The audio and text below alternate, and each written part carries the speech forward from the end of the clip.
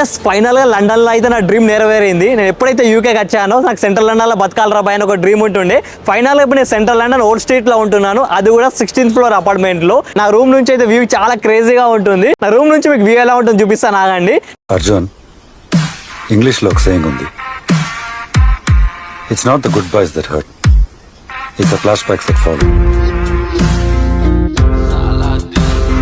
నా రూమ్ నుంచి చూస్తే కెనరీ వాఫ్ కనిపిస్తుంది, స్టాట్ఫోర్డ్ ఓటు మాల్ కనిపిస్తుంది, అండ్ ఇక లివర్పూల్ స్ట్రీట్ కూడా కనిపిస్తుంది. అబ్బా అబ్బా ఏమన్నా ఉంది రా అబ్బాయి.